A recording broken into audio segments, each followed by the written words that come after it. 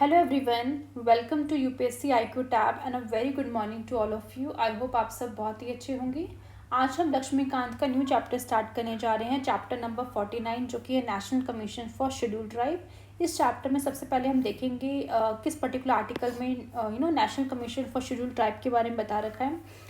किस तरीके से जो है, पहले हमने देखा था कि 89 कॉन्स्टिट्यूशन अमेंडमेंट एक्ट आया था 2003 में। उसने बेसिकली बाइफर्केट कर दिया था, एक national commission for schedule caste बनाया गया था अंडर आर्टिकल 338 देखने को मिलेगा, और एक आपका मिलेगा आर्टिकल 338 क्लॉज ए, जहाँ पे आपको देखने को मिलेगा national commission for schedule tribes बनाए गए। तो उसके बारे में हम पे फिर से डिस्कस करेंगे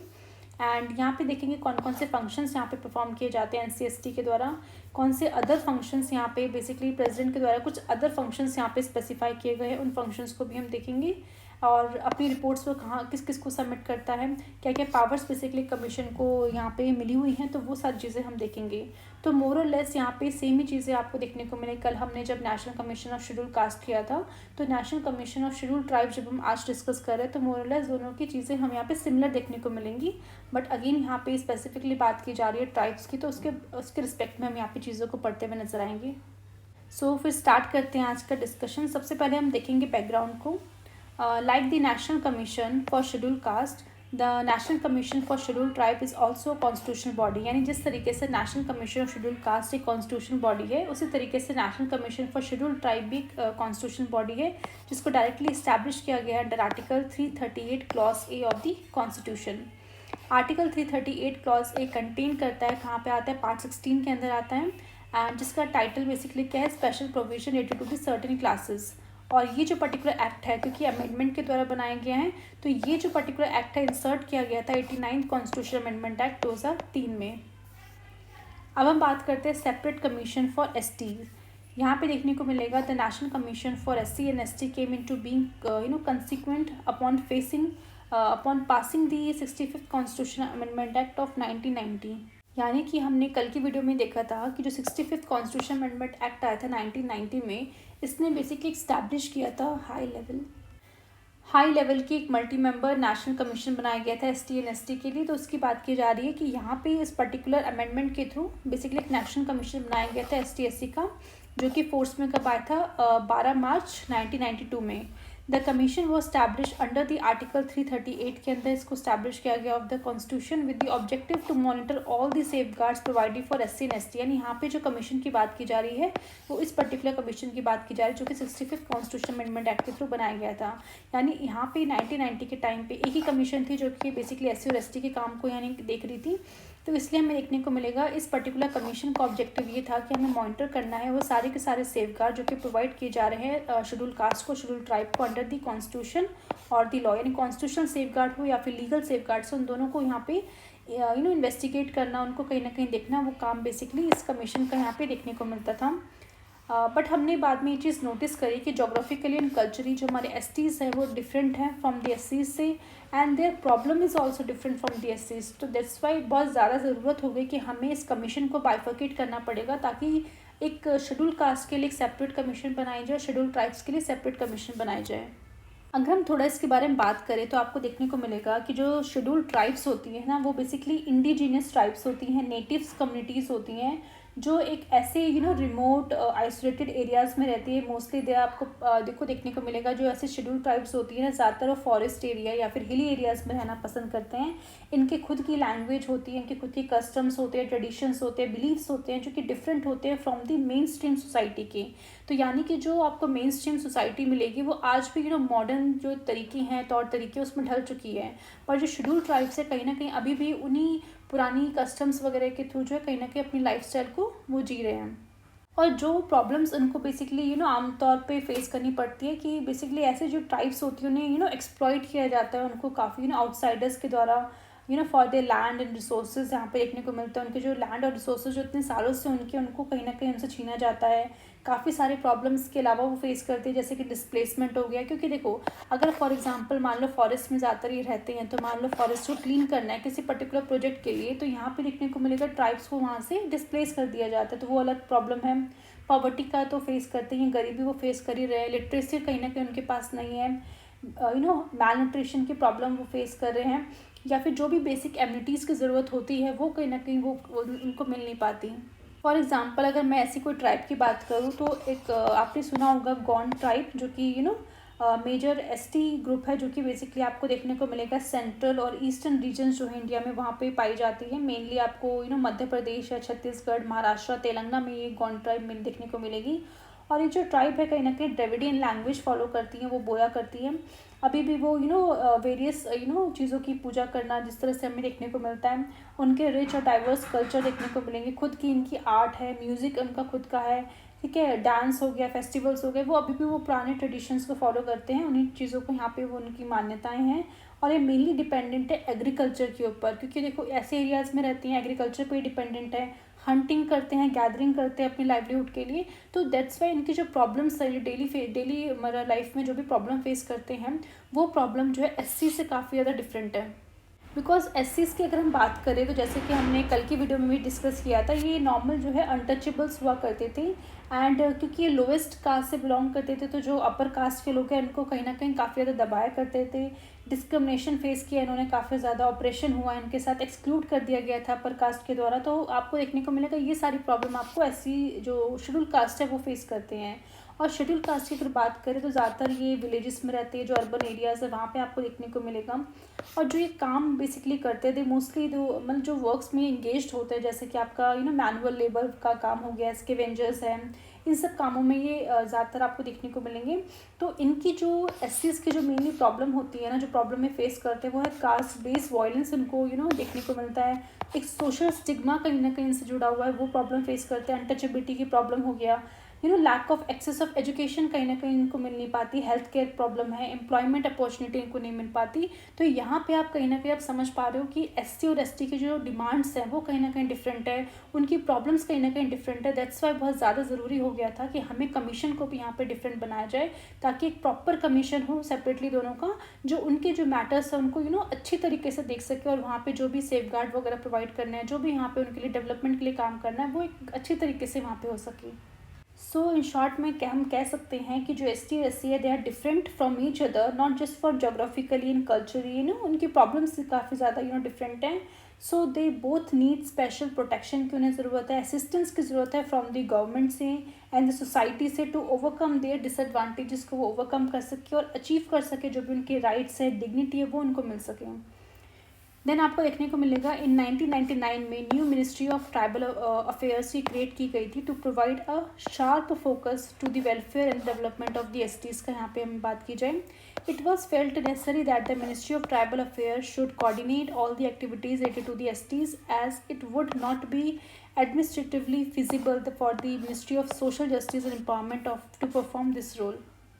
यानी आपका जो मिनिस्ट्री है सोशल जस्टिस एंड एम्पावरमेंट की, तो ये कहीं ना कहीं देखने को मिलता था कि पहले जो एसटीज़ की फंक्शंस थे वो कहीं ना कहीं इस मिनिस्ट्री के द्वारा देखे जाते थे वो सारी चीज़ों को। बट बाद में क्या किया ज़रूरत, क्योंकि हमने देखा कि किस तरीके से यहाँ पे चीज़ों को हमें इंश्योर करना है, तो दैट्स वाई एसटी के लिए यानी शेड्यूल्ड ट्राइब्स के लिए कहीं ना कहीं एक पर्टिकुलर मिनिस्ट्री बना दी गई है, जो कि न्यू मिनिस्ट्री बनाई गई थी ट्राइबल अफेयर्स के लिए 1999 में। और इस मिनिस्ट्री का काम है कि भाई ये शार्पली फोकस करे, जो भी वेलफेयर के प्रोग्राम है, जो भी डेवलपमेंट यहाँ पे हो सकता है शेड्यूल्ड ट्राइब्स का, उन सब चीज़ों के ऊपर जो देखने का काम है इस पर्टिकुलर मिनिस्ट्री का है। और जो ये ministry of social justice and empowerment है, कहीं ना कहीं जो इसका रोल था एसटी के फील्ड में, वो कहीं ना कहीं अब खत्म हो चुका है। अब यहाँ पे आपको देखने को मिलेगा कि जो ministry of social justice and empowerment है, कोऑर्डिनेट करती है all the activities related to the schedule caste, यानी शेड्यूल कास्ट की जो भी एक्टिविटीज़ हैं वो कोऑर्डिनेट यहाँ पे ministry of social justice and empowerment के द्वारा किया जाता है। एंड शेड्यूल ट्राइब्स के केस में जो आपकी मिनिस्ट्री ऑफ ट्राइबल अफेयर्स है वो उन सारे मैटर्स पे कहीं ना कहीं देखती है।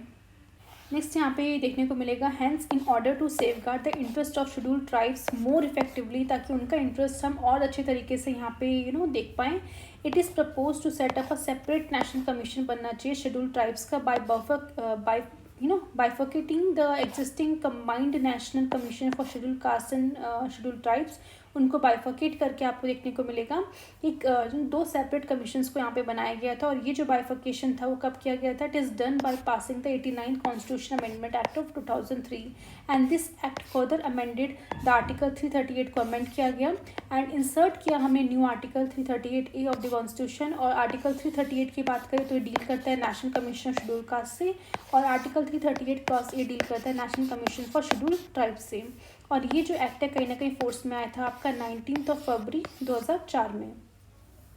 The separate national commission for schedule tribe came into existence in 2004 में आई थी एंड इट कंसिस्ट करती है, इसमें एक चेयरपर्सन देखने को मिलेंगे, एक वाइस चेयरपर्सन होंगे और 3 अदर मेंबर्स होंगे। They are appointed by the president by warrant under his hand and seal. Their condition of service and the tenure of office are also determined by the president. यानी कि इस particular commission में भी आपको same तरीके का देखने को मिल रहा है, एक चेयरपर्सन है, एक वाइस चेयरपर्सन है, 3 मेंबर्स हैं। इनको अपॉइंट करने का काम हमारे प्रेसिडेंट का है। प्रेसिडेंट ही डिसाइड करेंगे कि क्या सर्विस कंडीशन होगी,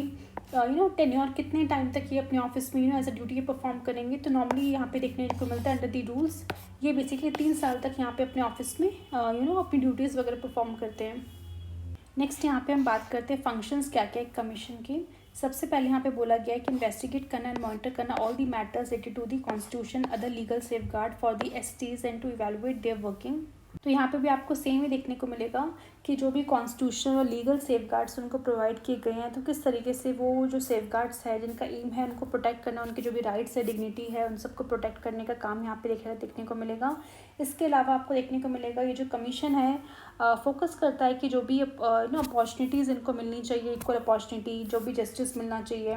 जिस भी तरीके से यहाँ पे ट्राइबल्स का वेलफेयर होना चाहिए ज़्यादा से ज़्यादा, वो कहीं ना कहीं यहाँ पे इंश्योर किया जाता है इस कमीशन के द्वारा। टाइमली इम्प्लीमेंटेशन हो ये भी इंश्योर किया जाता है कि जो भी यहाँ पे पॉलिसीज़ वगैरह यहाँ पे स्टेट गवर्नमेंट के द्वारा या फिर पार्लियामेंट सेंट्रल गवर्नमेंट के द्वारा यहाँ पे लाई जा रही है, तो वो जो सेफगार्ड्स है वो प्रॉपर्ली इम्प्लीमेंट हो, कितना लोगों को फ़ायदा मिल रहा है, कितने लोग उससे बेनिफिट हो रहे हैं, किन किन एरियाज़ में वहाँ पे जो है गैप्स आ रहे हैं, क्या क्या प्रॉब्लम वहाँ पे फेस की जा रही है, तो उन सभी मैटर्स के ऊपर यहाँ पे अपनी रिकमेंडेशंस प्रोवाइड करता है सो दैट वो जो चैलेंजेस है वो कहीं ना कहीं यहाँ पे ओवरकम हो सकें। इसके अलावा बात की जाए इंक्वायरी करना into a specific complaint with respect to the deprivation of rights and the safeguards of the STs. For example मान लेते हैं कि कोई शेड्यूल्ड ट्राइब का मेंबर है, उसको बेसिकली जो भी इसका एक्सेस है एजुकेशन का, एम्प्लॉयमेंट का, लैंड का, वो कहीं ना कहीं इसको डिनाई किया जा रहा है। जो भी चीज़ें उनके लिए रिजर्व की गई हैं, जो भी रिसोर्सेज उनके लिए रिजर्व किए गए हैं, जो भी लॉ किसी पर्टिकुलर लॉ के द्वारा जो भी गारंटी की जाती है वो कहीं ना कहीं उनसे छीनी जा रही है, तो वहाँ पे उस चीज़ को इन्वेस्टिगेट करने का काम जो है आपके देखने को मिलता है national commission of scheduled tribe का यहाँ पे करता है। ठीक है, तो बेसिकली जो भी उनके यहाँ पे स्पेसिफिक राइट्स है, जो भी सेफगार्ड्स हैं, अगर वो कोई अगर छीनने की कोशिश करेगा तो अगेन उन सारी की सारी स्पेसिफिक कंप्लेंट्स में यहाँ पे एक्शन लेते हुए नजर आएंगे आपकी national commission for schedule tribe के जो नेशनल कमीशन है उनके द्वारा। नेक्स्ट है टू पार्टिसिपेट करना, एडवाइस करना on the planning process of the socio economic development of the STs and to evaluate करना progress of the development under the union और स्टेट। यानी कि जो आपका national commission for scheduled tribe है वो कहीं ना कहीं एक्टिवली पार्टिसिपेट करता है प्लानिंग फेज में, और यहाँ पे जो भी उसको अपनी इनपुट प्रोवाइड करनी होती है, किस तरीके से प्रोग्राम को डिज़ाइन करना है, टारगेट बेनिफिशरीज कौन कौन से होंगे, ट्रेनिंग मॉड्यूल क्या होगा, रिसोर्स किस तरह से एलोकेट करना है, तो इन सब में यहाँ पे देखने को मिलेगा कि नेशनल कमीशन शेड्यूल्ड ट्राइब के द्वारा काम किया जाता है। एज वेल एज मॉनिटर किया जाता है जो भी अगर प्रोग्राम्स यहाँ पे जब इम्प्लीमेंट होता है तो किस तरीके से वो कितने लोगों को यहाँ पे फ़ायदा पहुँचा रहा है, कितना जो यहाँ पे अगर मान लो क्वालिटी जो जिस भी चीज़ की वो कितनी अच्छे से यहाँ पे पहुँच पा रही लोगों को, तो वो कहीं ना कहीं उन चीज़ों पे यहाँ पे ध्यान दिया जाता है उसके द्वारा। और अगर कोई भी इश्यूज़ अगर निकलते हैं, इंफ्रास्ट्रक्चर इशूज़ है, कुछ और इशूज़ है, तो उन इशूज़ में किस तरीके से उन इशूज़ को ठीक करना है, तो रिकमेंडेशन भी प्रोवाइड की जाती है। एंड फर्दर उस रिकमेंडेशन के ऊपर सरकार ने किस तरीके से ग्राउंड लेवल पे काम किया है वो भी एसेस किया जाता है एक साल के बाद कि वहाँ पे अगेन कितने लोगों को उससे फ़ायदा हो रहा है। तो वो सारी चीज़ें जो भी सोशो इकोनॉमिक डेवलपमेंट से रिलेटेड है शेड्यूल ट्राइब की, वो सब चीज़ें यहाँ पे देखने को मिलेगी, एक्सेस की जाती हैं schedule tribe national commission schedule tribe के द्वारा। नेक्स्ट है कि वो अपनी रिपोर्ट जो है अपनी प्रेसिडेंट को सबमिट करते हैं annually and at such other times as it may deem fit and reports upon the working of those safeguards। ठीक है, तो यानी वो चीज़ें जो यहाँ पे रिकमेंड की गई है, जो भी पर्टिकुलर स्कीम्स थी, पॉलिसीज़ थी कि क्या क्या अचीवमेंट्स थे उसके, कहाँ पे प्रॉब्लम्स है, उन प्रॉब्लम के क्या सोल्यूशंस होने चाहिए, तो वो सारी रिकमेंडेशंस जो है प्रेसिडेंट को यहाँ पे प्रेजेंट की जाती है एनुअली। इसके अलावा कुछ और रिपोर्ट्स अगर मान लो यहाँ पे कुछ जैसे कि हमने बात की थी कि अगर मान लो कुछ ऐसा सडन आउटब्रेक आ गया किसी पर्टिकुलर चीज़ का, यहाँ पे डिजीज़ का फॉर एग्जांपल अगर हम बात करें, तो वहाँ पे उस कंडीशन में जो शेड्यूल ट्राइब्स है किस तरीके से उनको यहाँ पे हेल्थ केयर फैसिलिटी प्रोवाइड करनी चाहिए, क्या कैसे कैसे यहाँ पे काम करना चाहिए, वो इंटरिम बेसिस पे जो रिपोर्ट है यहाँ पे प्रेसिडेंट को पेश की जाएगी, ताकि प्रेसिडेंट वहाँ पे फिर उस तरह से डायरेक्शंस प्रोवाइड करेंगे पार्लियामेंट को as well as state governor के थ्रू जो स्टेट लेजिस्लेचर में वो रिपोर्ट भेजी जाएगी। तो इस तरीके से यहाँ पे देखने को मिलेगा। ठीक है, तो यहाँ पे अगर हम बात करें नेक्स्ट फंक्शन है to make recommendations as to measures that should be taken by the union व state government for effective implementation of those safeguards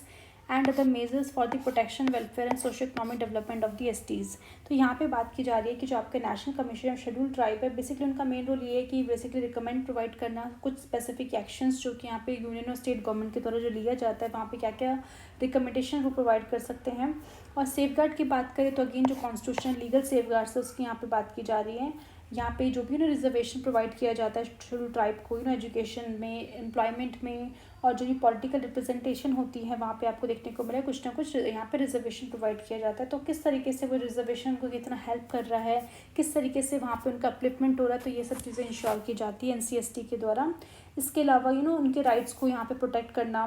welfare उनका हो, सोशल इकोनॉमिकली डेवलपमेंट कहीं ना कहीं उनका हो, उनका लिविंग स्टैंडर्ड कहीं ना कहीं थोड़ा बहुत इंप्रूव हो, तो यहाँ पे ये चीज़ कोशिश की जाती है। नेक्स्ट फंक्शन है to discharge such other functions in relation to the protection, welfare, development and advancement of the STs as the president may specify. यानी जो उनका कोर फंक्शन है, किस तरीके से यहाँ पे चीज़ों को इन्वेस्टिगेट करना है, कैसे रिकमेंडेशंस देनी है, क्या क्या चीज़ें मॉनिटर करनी है, इसके अलावा किस तरीके से अगर प्रेसिडेंट को लगता है कि इन पर्टिकुलर मैटर्स पे भी कहीं ना कहीं एनसीएसटी को काम करना चाहिए तो वो मैटर्स पे भी वो काम करते हुए नजर आएंगे। सो ये सारे के सारे फंक्शंस जो है कहीं ना कहीं एनसीएसटी के इंश्योर करने में कहीं ना कहीं हेल्प करता है कि कलेक्टिव तरीके से प्रोटेक्शन हो, मतलब जो भी हमारे शेड्यूल ट्राइब है उनका कंट्रीब्यूशन जो है कहीं ना कहीं यहाँ पे देखने को मिले, एंड जो भी उनके वेलफेयर है, उनका सोशो इकोनॉमिक एडवांसमेंट है, ज़्यादा से ज़्यादा उन शेड्यूल ट्राइब्स का यहाँ पे इंश्योर किया जाए by the national commission of schedule tribes के द्वारा। ठीक है, इसके अलावा ये तो फंक्शंस हमने देख लिए जो कि ऑलमोस्ट सेम ही है, सिमिलर ही है national commission of schedule caste के द्वारा। बट यहाँ पे इसके अलावा जो अदर फंक्शंस हैं वो आपको देखने को मिलेगा। इन 2005 में the president specified the following other functions of this commissions in relation to the protection, welfare, development and advancement of the STs. यानी आपके जो शेड्यूल ट्राइब्स हैं उनका फर्दर किस तरीके से उनको प्रोटेक्ट करना है, उनके जो सेफगार्ड्स हैं किस तरह से उनका वेलफेयर करना है, डेवलपमेंट किस तरीके से करना है, एडवांसमेंट किस तरीके से करना है, उससे रिलेटेड और भी फंक्शंस यहाँ पे प्रोवाइड किए गए हैं national commission of schedule tribes को, ताकि और तरीके से हम कह सकें ज़्यादा से ज़्यादा उनको हम प्रोटेक्शन प्रोवाइड कर सकें। The national commission for schedule tribe specification of order functions rule 2005, यानी ये पर्टिकुलर रूल जो है उसके तहत कहीं ना कहीं प्रेसिडेंट ने ये सारे के सारे फंक्शंस प्रोवाइड किए गए। तो ये रूल इंपॉर्टेंट है, आपको ध्यान में रखना है। सबसे पहले फंक्शन की अगर हम बात करें, बोला जा रहा है the measures to be taken for over the confirming the ownership rights in respect of minor forest produce to schedule tribes living in forest areas. तो यहाँ पे आपको देखने को मिलेगा द माइनर फॉरेस्ट प्रोड्यूस की बात की जा रही है।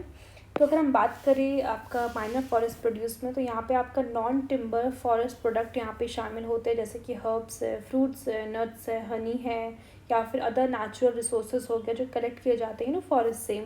और यहाँ पे कहीं ना कहीं बात की जा रही है कि किस तरीके से जो है ओनरशिप राइट्स मिलने चाहिए फॉर दीज रिसोर्सेज के लिए, specially for the schedule tribes को जो कि उन फॉरेस्ट एरियाज़ में रहती है, यानी उस पर्टिकुलर फॉरेस्ट एरिया में शेड्यूल ट्राइब रहती है, उनका कहीं ना कहीं यहाँ पे राइट है, ओनरशिप राइट है उन फॉरेस्ट कह सकते हैं माइनर फॉरेस्ट प्रोड्यूस के ऊपर। तो वो राइट्स कहीं ना कहीं यहाँ पे प्रोटेक्ट करना है, उनको कंफर्म करना है बाय दी। ये काम किसका, basically national commission of schedule tribes का काम है। यानी कि हम कह सकते हैं जो आपका एनसीएसटी है वो रिस्पॉन्सिबल होता है for recommending the specific action किस तरीके से लेने हैं, सो दैट हम इंश्योर कर सके कि शेड्यूल ट्राइब्स से उनको जो है प्रॉपर सिक्योर ऑनरशिप राइट्स मिल सके over the minor forest produce. And कहीं ना कहीं यहाँ पे जो एनसीएससी है बहुत सारे मेजर्स लेता है, इंक्लूडिंग दी लीगल रिफॉर्म्स किए जाते हैं, कम्युनिटी बेस्ड मैनेजमेंट होता है, अवेयरनेस कैंपेन चलाई जाती है, ताकि वो जो बेसिकली वहाँ पे पर्टिकुलर फॉरेस्ट एरिया में जो भी शेड्यूल ट्राइब्स रह रही हैं उनको पता हो कि उनके कहाँ कहाँ पे कौन कौन से ओनरशिप राइट्स हैं। फॉर एग्ज़ाम्पल अगर बात करें कि मान लो एक ट्राइबल कम्युनिटी है, एक डेंस फॉरेस्ट एरिया में वो रहती है, और वो ट्रेडिशनली काफ़ी सालों से जो है कहीं ना कहीं जो है वहाँ पे जो पर्टिकुलर फॉरेस्ट में जो माइनर फॉरेस्ट प्रोड्यूस है, जैसे कि हनी है, वाइल्ड हनी हो गया, मेडिकल हर्ब्स हो गया, बैम्बू शूट्स हो गया, इनको कहीं ना कहीं कलेक्ट करती हुई आ रही हैं, उस पर्टिकुलर फॉरेस्ट से कलेक्ट कर रही हैं। तो उस केस में जो आपको देखने को मिलेगा जो एससी/एसटी है किस तरीके से वहाँ पे उनके जो ओनरशिप राइट्स हैं उनको यहाँ पे सिक्योर करते हैं। सबसे पहले आपको देखने को मिलेगा जो आपका national commission of schedule tribe है वो यहाँ पे एक कॉम्प्रिहेंसिव सर्वे करवाएगा आइडेंटिफाई करने के लिए कि जो माइनर फॉरेस्ट प्रोड्यूस है जो कि कलेक्ट किया जा रहा है उस पर्टिकुलर ट्राइबल कम्युनिटी के द्वारा कब से वो कलेक्ट कर रहे हैं, कौन कौन से माइनर ऐसे फॉरेस्ट प्रोड्यूस है जो कि कलेक्ट किया जा रहा है इन ट्राइबल कम्युनिटी के द्वारा। तो इन सब चीज़ों के ऊपर कॉम्प्रिहेंसिव सर्वे होगा। साथ ही साथ एक डॉक्यूमेंट बनाया जाएगा जहाँ पे कहीं ना कहीं वो इस चीज़ को स्टडी करेंगे कि किस तरीके से जो ट्रेडिशनल नॉलेज है जो एसोसिएटेड है इन दीज रिसोर्सेज से, और किस तरीके से कम्युनिटी हिस्टोरिकली इस पर्टिकुलर रिसोर्सेज को कब से यूज़ कर रही है, उसके पीछे का नॉलेज क्या है, ट्रेडिशनल नॉलेज क्या है, वो कहीं ना कहीं यहाँ पे चीज़ों को देखा जाएगा। और इन सभी फाइंडिंग के बेसिस पे जो आपका national commission of scheduled tribe है वो अपनी रिकमेंडेशंस देगा स्टेट गवर्नमेंट को, यानी उस पर्टिकुलर स्टेट को जहाँ पे वो शेड्यूल्ड ट्राइब जो है कहीं ना कहीं रिसाइड करती है, उस फॉरेस्ट के अंदर रहती है, तो वहाँ की जो स्टेट गवर्नमेंट है उनको यहाँ पे रिकमेंड करेगा कि आपको जो है यहाँ पे कम्युनिटी फॉरेस्ट राइट को इशू करना चाहिए उन उन बेसिकली ट्राइबल कम्युनिटीज़ को जो यहाँ पे इस पर्टिकुलर फॉरेस्ट में रहती हैं। तो कुछ कम्युनिटी फॉरेस्ट राइट अगर उनके पास होंगे ना, तो कहीं ना कहीं उनको वो चीज़ें जो इतने सालों से वो कलेक्ट करके आ रहे हैं उनसे कोई वो छीनेगा नहीं। और ये जो कम्युनिटी फॉरेस्ट राइट्स होंगे जो इस पर्टिकुलर ट्राइबल कम्युनिटी को यहाँ पे मिलेंगे, ये राइट्स कहीं ना कहीं वो लीगल होंगे, तो लीगली रिकॉग्नाइज करेंगे उनके ownership over the minor forest produce with in the specific area, यानी वो स्पेसिफिक एरिया के अंदर शेड्यूल ट्राइब रहती हैं और उनको यहाँ पे अगर वो कम्युनिटी राइट्स अगर मिल गए तो कहीं ना कहीं वो लीगली राइट्स होंगे, यानी कोई उनसे छीन नहीं सकता, वो लीगली कहीं ना कहीं उस पर्टिकुलर जो माइनर फॉरेस्ट प्रोड्यूस के ऊपर उनका हक यहाँ पे देखने को मिलेगा कि उनके राइट्स यहाँ पे इंश्योर किए जाएंगे। साथ ही साथ आपका जो है यहाँ पे NCST जो है इस चीज़ के लिए कोलैबोरेट कर सकता है बहुत सारे जो लोकल NGOs होते हैं, फॉरेस्ट डिपार्टमेंट होते हैं, ताकि वो कहीं ना कहीं जो है यहाँ पे ट्राइबल कम्युनिटी को एजुकेट करे। बिकॉज ट्राइबल कम्युनिटी को देखो, एक तो उनकी एकदम ट्रेडिशनल लैंग्वेज होती है, अपनी खुद की लैंग्वेज बोलते हैं, तो बहुत कम्युनिकेशन भी कर पाना ना बहुत डिफिकल्ट होता है। तो ऐसे लोग जो कहीं ना कहीं उनकी भाषा समझते हैं, उनको जानते हैं, उनके कस्टम्स वगैरह को जानते हैं, तो वो कहीं ना कहीं अगर उनको हेल्प करेंगे, उनको एजुकेट करने में हेल्प करेंगे कि भाई तुम्हारे कौन कौन से राइट्स हैं तुम्हारे पास, और इस तरीके से तुम्हें ये सब चीज़ें तुम्हें मिली हुई हैं, कैसे तुम्हें उसका फ़ायदा बेनिफिट ले सकते हो, तो वो सारी चीज़ें एजुकेट यहाँ पे करवाई जाएंगी लोकल NGOs और फॉरेस्ट डिपार्टमेंट के द्वारा। साथ ही साथ बहुत सारी वर्कशॉप्स भी कंडक्ट करवा सकते हैं ताकि वो सस्टेनेबल तरीके से हार्वेस्टिंग करें, रिसोर्स का मैनेजमेंट किस तरीके से वो करें, वैल्यू एडिशन वो कैसे कर सकते हैं अपनी चीज़ों के ऊपर, जो भी चीज़ें वो बनाते हैं। साथ ही साथ जो ट्राइबल कम्युनिटी होती है वो बेसिकली फॉर्म करते हैं, एक फॉरेस्ट प्रोटेक्टिव कमेटी फॉर्म कर सकते हैं, और ये जो कमेटी बेसिकली ट्राइबल कम्युनिटी के द्वारा बनाई जाएगी, इस पर्टिकुलर कमेटी का काम ये होगा कि वो एक्टिवली पार्टिसिपेट करेंगे, मॉनिटरिंग करेंगे रिसोर्स एक्सट्रैक्शन में, प्रिवेंट करेंगे इलीगल लॉगिंग ना हो यहाँ पे, और इंश्योर करें ताकि फेयर डिस्ट्रीब्यूशन यहाँ पे जो भी माइनर फॉरेस्ट प्रोड्यूस का जो भी यहाँ पे हर एक ट्राइबल्स ले रहे हैं, तो यहाँ पे फेयर डिस्ट्रीब्यूशन होना चाहिए उस चीज़ का। और साथ ही साथ आपका जो national commission of schedule tribe facilitate करेगा कि मार्केटिंग लिंकेजेस उन्हें प्रोवाइड हो, यानी जो भी वो माइनर फॉरेस्ट प्रोड्यूस वहाँ से निकाल रहे हैं, फॉर एग्जांपल वो वाइल्ड उन्होंने हनी वहाँ से निकाला, अब उस हनी को खुद तो थोड़ा सा कंज्यूम करेंगे, बाकी उसको बेचेंगे और बेच के थोड़ा बहुत उनको यहाँ पे पैसा वैसा मिलेगा, तो यहाँ पे एक मार्केट लिंकेजेस उनका कनेक्ट हो सके उन माइनर फॉरेस्ट प्रोड्यूस का, ताकि वो आसानी से वहाँ पे चीज़ों को सेल कर पाएँ। तो इस तरीके से ट्राइबल कम्युनिटी जो है सेल कर पाएंगे अपने प्रोडक्ट को, उसके बदले उनको जो भी फेयर प्राइसेस होगा वो मिल पाएगा, और उससे उनकी लाइवलीहुड जो है थोड़ी सी बेटर हो पाएगी। और यहाँ पे आपका जो NCST है फर्दर प्रोडिकली रिव्यू करेगा ये जो चीज़ें यहाँ पे स्टेट गवर्नमेंट के द्वारा जो भी यहाँ पे प्रोग्राम चलाए जा रहे हैं उनके लिए जो कम्युनिटी राइट्स यहाँ पे दिए गए हैं वो प्रॉपर तरीके से इंप्लीमेंट हो रहे हैं नहीं, यानी ये जो कम्युनिटीज़ है उनको ये जो राइट्स है कहीं ना कहीं अच्छे तरीके से मिल रहे हैं नहीं, क्या वो सस्टेनेबल हार्वेस्टिंग को प्रैक्टिस अभी भी कर रहे हैं नहीं, क्या वो ट्राइबल कम्युनिटी को यहाँ पे जो भी बेनिफिट्स यहाँ पे मिल रहे हैं वो उन तक पहुँच रहे हैं नहीं, तो ये सब चीज़ों को यहाँ पे फर्दर रेगुलर बेसिस पर रिव्यू किया जाएगा NCST के द्वारा। सो हम इन शॉर्ट यहाँ पे बोल सकते हैं कि जो आपका जो NCST है उसका मेन रोल यहाँ पे ये आएगा कि वो किस तरीके से जो ओनरशिप राइट्स है, जो सस्टेनेबल यूटिलाइजेशन करना है, आपको सोशो इकोनॉमिक एम्पावरमेंट करना है किसका, आपका जो शेड्यूल्ड ट्राइब्स है उनका, रिगार्डिंग दी माइनर फॉरेस्ट प्रोड्यूसेटेड, वो कहीं ना कहीं यहाँ पे इंश्योर करवाया जाएगा। थर्ड यहाँ पे फंक्शंस की अगर हम बात करें तो यहाँ पे बेसिकली सेकेंड बेसिकली फंक्शन अभी हम देखेंगे, measures to be taken to safeguard rights of the tribal communities over mineral resources, water resources etc. as per the law। तो यहाँ पे बेसिकली जो आपके जो ट्राइबल कम्युनिटीज़ हैं उनके जो यहाँ पे राइट्स हैं कि किस तरीके से वो जो मिनरल रिसोर्सेज वहाँ पे प्रेजेंट है, जो भी वाटर रिसोर्सेज वहाँ पे प्रेजेंट है, जो भी इन्वायरमेंट वहाँ पे है, किस तरीके से उनको यहाँ पे राइट दिया जाए कि वो उनको प्रॉपर तरीके से एक्सेस कर सके, कंट्रोल कर सके, उनका बेनिफिट ज़्यादा से ज़्यादा वो उठा सकें। ठीक है, तो ये कहीं ना कहीं इंश्योर करवाया जाता है कि यहाँ पे प्रोटेक्ट करना है हमें, अपहोल्ड करना है उनकी जो भी राइट्स है इंडिजीनियस कम्युनिटीज़ या ट्राइबल कम्युनिटीज़ के, उनको यहाँ पे सिक्योर करवाना है। फॉर एग्जांपल अगर हम ले कि मान लो ट्राइबल कम्युनिटी एक ऐसे एरियाज़ में रहती है जहाँ पे आपको देखने को मिलेगा, मतलब नियर फॉरेस्ट एरिया में रह रही है और उस फॉरेस्ट एरिया में आपको मिनरल रिसोर्सेज देखने को मिलेंगे, जैसे कि कोल हो गया, आयरन हो गया, ये सारे मिनरल्स वहाँ पे पाए जाते हैं। इसके अलावा एक वाटर रिसोर्स भी है, एक रिवर्स वहाँ पे बह रही है। तो उस केस में क्या क्या राइट्स है एक ट्राइबल कम्युनिटी के पास, तो आपको देखने को मिलेगा कि tribal community should have clear ownership rights होती है over any mineral deposit found with in their ancestor land, यानी वो पर्टिकुलर लैंड जो कि एंसेस्टर्स के द्वारा है, उनका एंसेस्टर लैंड है। तो उस एंसेस्टर लैंड के अंदर मान लो कुछ भी मिनरल्स यहाँ पे पाए जा रहे हैं, तो उनका यहाँ पे कुछ ना कुछ ओनरशिप राइट्स यहाँ पे देखने को मिलता है। इस केस में क्योंकि देखो मिनरल्स अब यहाँ पे मिले हैं, तो ऑब्वियसली बात है गवर्नमेंट यहाँ पे मिनरल्स को एक्सट्रैक्ट तो करवाएगी। तो जब भी यहाँ पे मिनरल्स की माइनिंग की यहाँ पे बात की जाएगी, तो यहाँ पे माइनिंग एक्टिविटी शुरू करने से पहले तो कम्युनिटी से यहाँ पे कंसल्ट करना पड़ेगा, बिकॉज आप उनकी एंसेस्ट्रल लैंड के अंदर आपको मिनरल्स मिले। अब उन मिनरल्स की आप माइनिंग करवाने जा रहे हो, तो एक बार पहले जो कम्युनिटी वहाँ पे रह रही है, जो ट्राइबल कम्युनिटी वहाँ पे रह रही है, उससे कंसल्ट करना ज़रूरी है और उनको इन्फॉर्म्ड करवाना ज़रूरी है और वहाँ से उनसे कंसेंट लेना पड़ेगा। अगर उन्होंने कंसेंट दे दिया, ठीक है, वो भी किस तरीके से होना चाहिए, वर्बल नहीं होना चाहिए, इन्फॉर्म्ड कंसेंट आपको यहाँ से लेना पड़ेगा। अगर उन्होंने कंसेंट दे दिया कि ठीक है आप हमारे इस लैंड से एक्सट्रैक्ट कर सकते हो, तभी आप वो सब कर सकते हो, अदरवाइज आपको देखने को मिलेगा कई बार जो आपकी जो ट्राइबल कम्युनिटी इस चीज़ को एक्सेस देने के लिए कहीं ना कहीं डिनाई कर देती है, बिकॉज वो खुद नहीं चाहते कि इस तरीके से जो है उनके पर्टिकुलर एरिया में उन्हीं को जो है कहीं ना कहीं आप क्योंकि देखो माइनिंग आप स्टार्ट करोगे तो ऑब्वियसली बात है जो आसपास का एरिया है उनमें से जो वहाँ पे लोग रहते हैं उनको वहाँ पे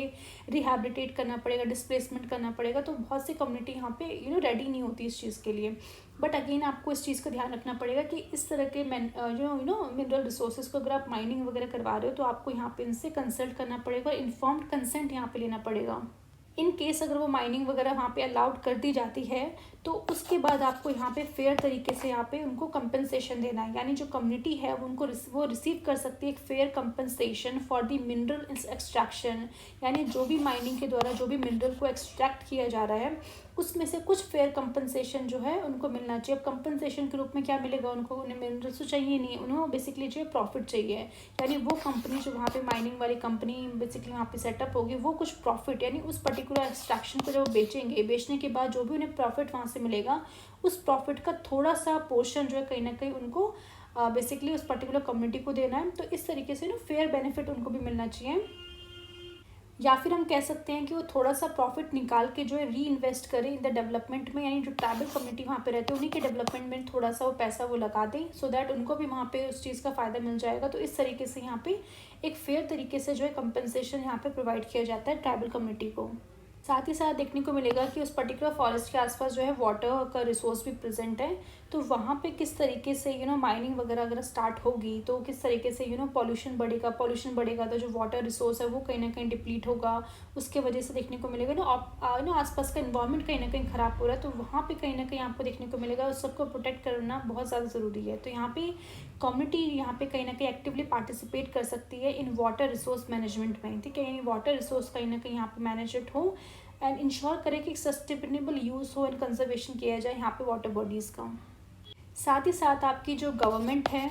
इसके अलावा जो माइनिंग कंपनीज़ है जो यहाँ पे काम कर रही हैं, जितने भी इन्वामेंटल एजेंसीज़ है जो इस पर्टिकुलर एरियाज़ में फॉरेस्ट एरिया में काम कर रहे हैं, इन सभी की ड्यूटी बनती है कि वो इंश्योर करें कि ट्राइबल की जो राइट्स है यहाँ पे उनकी रिस्पेक्ट करनी चाहिए, यानी वो कहीं ना कहीं इस चीज़ को ऐसा ना सोचे कि भाई ये तो चीज़ हमारी है,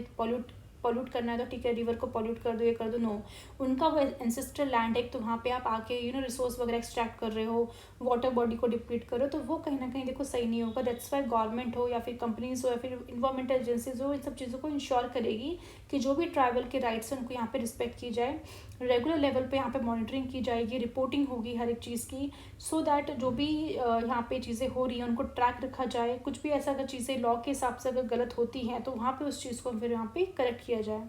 सो इन शॉर्ट हम कह सकते हैं कि अगर हम सेफगार्ड करते हैं ट्राइबल के राइट्स को, इट इन्वॉल्व दी सेफगार्ड करने के लिए आपको क्या लीगल प्रोटेक्शंस की ज़रूरत है, कम्युनिटी इन्वॉल्वमेंट की ज़रूरत है, एक फेयर कंपनसेशन देना पड़ेगा, साथ ही साथ इन्वायरमेंट जो है उसको कंजर्व करना पड़ेगा, and by respecting these rights we can promote कर सकते हैं हम सस्टेनेबल डेवलपमेंट को, while preserving indigenous culture and the ecosystem को साथ में हम इसको प्रिजर्व भी कर सकते हैं। थर्ड बेसिकली फंक्शन है measures to be taken for the development of tribals and to work for a more viable livelihood strategies. तो यहाँ पे बेसिकली अगेन यहाँ पे बात की जा रही है किस तरीके से हमें ओवरऑल वेलबींग्स जो है बेसिकली इंडिजीनियस और ट्राइबल कम्युनिटीज़ के ओवरऑल वेलबींग को हमें यहाँ पे इम्प्रूव करना है। इससे ऐसे इनिशिएटिव्स को ज़्यादा से ज़्यादा लेने हैं। फॉर एग्जांपल अगर डेवलपमेंट की बात करें तो आपका यहाँ पे एजुकेशन ज़्यादा से ज़्यादा प्रमोट करो, हेल्थ केयर फैसिलिटी लेके आओ, इंफ्रास्ट्रक्चर को डेवलप करो, इकोनॉमिक अपॉर्चुनिटीज़ उनके लिए क्रिएट करो, सोशल एम्पावरमेंट करो उनका। तो ये सब चीज़ों पे आपको जो है बेसिकली यहाँ पे काम करना है national commission of scheduled tribe को। और अगर हम बात करें वाइबल लाइवलीहुड स्ट्रैटेजीज़ की, तो वाइबल लाइवलीहुड स्ट्रैटेजीज़ बेसिकली एक सस्टेनेबल अप्रोचेस होती हैं। और ये जो सस्टेनेबल अप्रोचेस है कहीं ना कहीं हेल्प करती है ट्राइबल कम्युनिटीज़ को कि वो अर्न कर सके earn a living while preserving their culture practices and natural resources को प्रिजर्व करने के साथ साथ वो अर्न भी कर सकते हैं उस चीज़ को। तो अगर मान लो हमें कुछ ऐसी वाइबल लाइवलीहुड स्ट्रैटेजीज़ को अगर बनाना है तो हमें ध्यान में रखना पड़ेगा लोकल कंटेक्स्ट को ध्यान में रख के काम करना पड़ेगा। जो भी वहाँ पे अवेलेबल रिसोर्सेज हैं, कम्युनिटी की प्रेफरेंसेस क्या है, उनको सब ध्यान में रख के हम इस तरह के वाइबल लाइवलीहुड स्ट्रैटेजीज़ बनाने पड़ेंगे सो दैट ट्राइबल कम्युनिटी थोड़ा बहुत जो है कोई ना कुछ अर्न कर सकें। फॉर एग्ज़ाम्पल अगर बात करते हैं कि एक पर्टिकुलर फॉरेस्ट एरिया में जो ट्राइबल कम्युनिटी रहती है और वो ट्राइबल कम्युनिटी जो है कहीं ना कहीं वो ट्रेडिशनल लाइवलीहुड स्ट्रैटेजीज़ को ही फॉलो करती है अपनी लाइवलीहुड को चलाने के लिए। वो अभी भी ट्रेडिशनल तरीके से चीज़ें को यहाँ पे देखते हुए काम करते हैं। फॉर एग्ज़ाम्पल ये कलेक्ट करते हैं माइनर फॉरेस्ट प्रोड्यूस को, फिशिंग को, यहाँ पे फिशिंग वगैरह करते हैं, सबसिस्टेंस एग्रीकल्चर इनके द्वारा किया जाता है। तो यहाँ पे बेसिकली अगर हम बात करें किस तरीके से यहाँ पे डेवलपमेंट मेजर्स लिए जाएंगे सो दैट एक वाइबल लाइवलीहुड स्ट्रैटेजी यहाँ पे अच्छे से वर्क कर सके। तो सबसे पहले हमें यहाँ पे एक ट्राइबल कम्युनिटी को एक्सेस प्रोवाइड करना पड़ेगा क्वालिटी एजुकेशन का, कुछ डेवलपमेंट मेजर्स चलाने पड़ेंगे, यानी यहाँ पे स्कूल्स खोलना पड़ेगा, वोकेशनल ट्रेनिंग सेंटर्स यहाँ पे इस्टेब्लिश करने पड़ेंगे सो दैट लोग यहाँ पे कहीं ना कहीं उन सेंटर्स के थ्रू थोड़ी बहुत ट्रेनिंग ले सके किस तरीके से यहाँ पे उस पर्टिकुलर वर्क में कहीं ना कहीं ट्रेनिंग उनकी होगी तो वो चीज़ वो काम अच्छे से कर पाएंगे। इसके अलावा हम स्कॉलरशिप वगैरह भी प्रोवाइड करवा सकते हैं वहाँ के जो भी बच्चे होंगे ट्राइबल कम्युनिटी के। तो अगर हम बात करें वाइबल लाइवलीहुड स्ट्रैटेजीज़ की, तो यहाँ पे आपको अगेन देखने को मिलेगा किस तरीके से एजुकेट करना है हमें यूथ को ताकि वो नॉन ट्रेडिशनल जॉब्स भी जो है कहीं ना कहीं वो भी सर्च कर सकें। देखो ट्रेडिशनल आप जो इतने सालों से करते हुए आ रहे हो वो तो आपको ठीक है, बट फर्दर कहीं ना कहीं आपको जो भी शेड्यूल ट्राइब्स हैं इनका अगर अपलिफ्टमेंट करना है तो बहुत इंपॉर्टेंट है कि वहाँ के जो भी यूथ है उनको हम एजुकेट करें ताकि वो नॉन ट्रेडिशनल जॉब्स को भी जो है सर्च कर, जैसे टीचिंग है, हेल्थ केयर है, एडमिनिस्ट्रेशन जैसे जॉब्स को वो भी कहीं ना कहीं अपना इन फ्यूचर उनको भी ले सकें। इसके अलावा आपको देखने को मिलेगा फॉर एग्जांपल हेल्थ केयर की अगर हम बात करें कि हेल्थ केयर अगेन बहुत इंपॉर्टेंट अगेन फीचर होता है कि यहाँ पे आपको लोगों के लिए हेल्थ क्लिनिक्स ज़्यादा से ज़्यादा डेवलप करनी चाहिए, हाइजीन को प्रमोट करो, न्यूट्रिशन सपोर्ट उन्हें प्रोवाइड करो। अगर हेल्थी इंडिविजुअल्स पार्टिसिपेट करेंगे ना एक्टिवली सो अपनी जो भी लाइवलीहुड एक्टिविटीज़ है उनको कहीं ना कहीं अच्छे से वो इंश्योर कर पाएंगे। इसके अलावा जो फॉरेस्ट बेस्ड लाइवलीहुड इन्हांसमेंट है उनमें हम हेल्प कर सकते हैं कि ज़्यादा से ज़्यादा जो कम्युनिटीज़ हैं उनके जो राइट्स हैं over the minor forest produce जैसे कि हनी वगैरह जैसे कि हमने बात की थी, तो किस तरीके से वहाँ पे फर्दर वो उनको और ज़्यादा सस्टेनेबल कलेक्शन करे, वैल्यू एडिशन करे तो उनको ज़्यादा फ़ायदा होगा। यानी जिस तरीके से जो हर्बल चीज़ें वहाँ से निकालते हैं उनमें थोड़ा सा वैल्यू एडिशन करें तो वो इनकम का जो सोर्स है उनका वो और ज़्यादा अच्छा बेहतर बन जाएगा। ठीक है, वही अगर बात करें एग्रीकल्चर सेक्टर में भी उनकी हेल्प की जा सकती है, यानी कुछ एग्रीकल्चर देखो प्रैक्टिसेस वो कहीं ना कहीं वो फॉलो करते हैं तो वहाँ पे उनको कुछ सीड्स प्रोवाइड करना, ऑर्गेनिक फार्मिंग के लिए कहीं ना कहीं उन्हें प्रमोट करना, बिकॉज कहीं ना कहीं इतने टाइम से तो एग्रीकल्चर करते ही आ रहे हैं। अगर वो ऑर्गेनिक फार्मिंग करेंगे तो उनको कितना सोचो ऑर्गेनिक यहाँ पे प्रोडक्ट्स मिलेंगे, उनको सेल करेंगे तो कितना अच्छा रेवेन्यू यहाँ पे वो अर्न कर सकते हैं। तो यहाँ पे बहुत इंपॉर्टेंट है कि हम उनको बताएं कि आप अगेन यहाँ पे किस तरीके से अपनी क्रॉप को डाइवर्सिफाई कर सकते हो, पोल्ट्री हो गया, इन सब चीज़ों में भी आप इंगेज हो सकते हो, बैकयार्ड गार्डनिंग है ये भी आप कर सकते हो। ठीक है, इस फील्ड में उनको बेसिकली इस तरीके से हम गाइड कर सकते हैं। और आजकल देखने को मिलेगा कि गवर्नमेंट जो है काफ़ी ज़्यादा एम्फेसाइज कर रही है इको टूरिज़्म के ऊपर, तो इको टूरिज़्म को बहुत अच्छा चांसेस है कि जो ट्राइबल कम्युनिटीज़ है वो इको टूरिज़्म के थ्रू जो कितना कुछ जो है यहाँ पे अर्न कर सकती है। यानी यहाँ पे जो है अगर गवर्नमेंट डेवलप करे, इको टूरिज़्म साइट्स वगैरह डेवलप करे और उन इको टूरिज़्म साइट्स में अगर जो हम ट्राइबल कल्चर को उनके जो ट्रेडिशंस हैं उनको शोकास करें तो अगेन यहाँ पे कितना फ़ायदा होगा। बिकॉज कहीं ना कहीं जो लोग हैं जो अपने नॉर्मल अपने मॉडर्न टाउन्स वगैरह में रहते हैं वो नहीं जानते किस तरीके से यहाँ पे ट्राइबल किस तरीके से रहते हैं, क्या क्या कल्चर वो फॉलो करते हैं, तो वो कल्चर वो ट्रेडिशंस कहीं ना कहीं हम उसके थ्रू शोकेस कर पाएंगे तो ये अगेन उनके लिए काफ़ी ज़्यादा बेनिफिट होगा। सो इस केस में भी जो है कम्युनिटी लेड टूरिज़्म पे हमें ज़्यादा फोकस करना है, बिकॉज कम्युनिटी लेड टूरिज़्म अगर होगा ना तो उससे एक तो इनको इनकम अच्छा मिलेगा, साथ ही साथ अपने कल्चर हेरिटेज को भी प्रिजर्व कर पाएंगे, जो कि हमेशा से उनको हमेशा चाहते हैं। बाकी अगर हम बात करें सेल्फ गवर्नेंस की, तो हमने जब बेसिकली देखा था कि पेसा के द्वारा, जो पेसा एक्ट था उसके द्वारा किस तरीके से हमने वहाँ पे जो लोकल इंस्टीट्यूशन है, ठीक है, जो सेल्फ गवर्नमेंट कि उसमें बेसिकली पेसा एक्ट में अगेन बात की गई थी किस तरीके से हमें लोकल इंस्टीट्यूशन को स्ट्रेंथन करना है, ताकि जो लोकल कम्युनिटीज़ हैं, आपकी जो ट्राइबल कम्युनिटीज़ है, वो भी कहीं ना कहीं पार्टिसिपेट कर सके गवर्नेंस में, और वो अपना जो है अपना सेल्फ गवर्नेंस को प्रमोट कर सके। ट्राइबल लीडर्स को ज़्यादा से ज़्यादा हमें एम्पावर करना, ताकि वो कहीं ना कहीं डिसीजन मेकिंग में उनका रोल जो है कहीं ना कहीं इंपॉर्टेंट हो। सो इन शॉर्ट हम कह सकते हैं कि ये जो पर्टिकुलर फंक्शन है,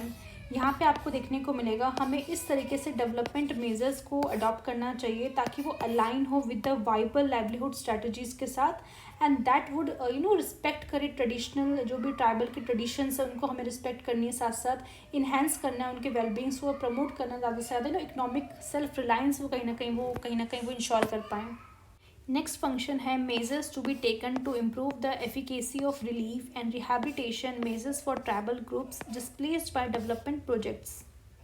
सो यहाँ पे जैसे कि हम जानते हैं कि जब भी डेवलपमेंट प्रोजेक्ट्स चलाए जाते हैं, डैम्स बनते हैं, माइनिंग होती है, कुछ इंडस्ट्रियल यूनिट सेटअप होती है ऐसे पर्टिकुलर एरियाज़ में जहाँ पे शेड्यूल्ड ट्राइब्स रहा करती हैं, तो वहाँ पे कहीं ना कहीं जो है डिस्प्लेसमेंट देखने को मिलता है ट्राइबल कम्युनिटीज़ का। और यहाँ पे वो जो कम्युनिटीज़ है कहीं ना कहीं अपना जो घर बार है, जो लाइवलीहुड है, जो कल्चर टाइज जो है बेसिकली उस पर्टिकुलर लैंड से जो उनके कल्चर्स जुड़े हैं, वो कहीं ना कहीं उनको फिर वहाँ पे छोड़ने पड़ते हैं। सो ऐसे केस में बहुत ज़्यादा इंपॉर्टेंट है कि एक रिलीफ यहाँ पे मिलना चाहिए, एक इमीडिएट असिस्टेंस मिलना चाहिए, सो दैट ऐसे जो डिस्प्लेस्ड फैमिलीज़ हैं उनको रिलीफ के तौर पे फूड जो प्रोवाइड करना है, शेल्टर है, कुछ मेडिकल एड वगैरह है, वो उनको इमीडिएटली मिले, वो सारी चीज़ें उनको। रिहैबिलिटेशन की अगर हम बात करें तो एक लॉन्ग टर्म एफर्ट्स होना चाहिए to restore their lifes, and जिस भी पर्टिकुलर प्लेस में आप उनको रिस्टोर करो तो वह एक लॉन्ग टर्म एफर्ट्स यहाँ पे सरकार लगाए, सो दैट उनकी लाइफ वहाँ पे फिर से हम रिस्टोर कर सकें। जैसे कि कुछ घर वगैरह प्रोवाइड कर दे, कुछ लाइवलीहुड के कुछ साधन उनको मिल जाए, सोशल इंटीग्रेशन, क्योंकि जिस भी जगह जा रहे हैं वो कहीं ना कहीं उस पर्टिकुलर लैंड से वो पहले जहाँ पे वो थे वहाँ जुड़े हुए थे, अब कहीं और आप जा रहे हो तो वहाँ पे अगेन उनको फर्दर किस तरीके से वो सोशली इंटीग्रेट हो पाते हैं वहाँ के लोगों के साथ, अगेन वहाँ पे थोड़ा बहुत रिहैबिलिटेट करने में उनकी हेल्प करें। और ओवरऑल एम बेस यही होना चाहिए किस तरीके से हम जो है नेगेटिव इम्पैक्ट जो है डिस्प्लेसमेंट का जो पड़ा है उन पे, उनको कहीं ना कहीं हमें उस नेगेटिव इम्पैक्ट को कम करना है, और सस्टेनेबल वेलबींग जो है इस पर्टिकुलर ट्राइबल ग्रुप्स की वो इंश्योर करनी है। फॉर एग्जांपल मान लेते हैं कि स्टेट गवर्नमेंट जो है एक पर्टिकुलर एरिया है जहाँ पे ट्राइबल कम्युनिटी रहती है, वहाँ पे आसपास रिवर वगैरह भी हैं, और वहाँ उस रिवर पे जो हाइड्रो इलेक्ट्रिक डैम बनाने के बारे में जो है गवर्नमेंट जो है सोच रही है। तो सबसे पहला जो प्लान अगर आप इस तरीके से बना रहे हो, ठीक है, तो बहुत ज़रूरी है कि उस प्लानिंग में कहीं ना कहीं आप ट्राइबल कम्युनिटी को शामिल करो। आपको यहाँ पे एफिशिएंट तरीके से जो इन्वॉल्व करना पड़ेगा ट्राइबल कम्युनिटीज़ को। इस प्रोजेक्ट को स्टार्ट करने से पहले आप ट्राइबल कम्युनिटीज़ जो वहाँ पे है, क्योंकि देखो फर्दर उन्हीं को यहाँ पे फर्दर डिस्प्लेस करना पड़ेगा, तो आप पहले उनसे पूछो किस तरीके से हम यहाँ पे प्लान लेके आ रहे हैं, क्या चीज़ आप आपसे कंसेंट लेना बहुत ज़्यादा ज़रूरी है। तो इस तरीके से यहाँ पे कंसल्टेशन स्टार्ट होगा, अंडरस्टैंडिंग होगी, उनकी जो ज़रूरत है वो पता चल पाएंगे, क्या आप प्रेफरेंसेस है, क्या इससे कंसर्न्स क्या होंगे, तो वो सब चीज़ें यहाँ पे जानने को मिलेगा। एंड उस हिसाब से कहीं ना कहीं आपको फिर रीसेटलमेंट जो होगा, वो साइट्स जहाँ पे आप उनको रीसेटल करोगे, अगेन वहाँ पे उसका प्लानिंग करनी पड़ेगी, उनसे कंसल्ट करना पड़ेगा कि भाई ये साइट को छोड़ के आपको हम इस साइट में जो है कहीं ना कहीं रिहैबिलिटेट करेंगे।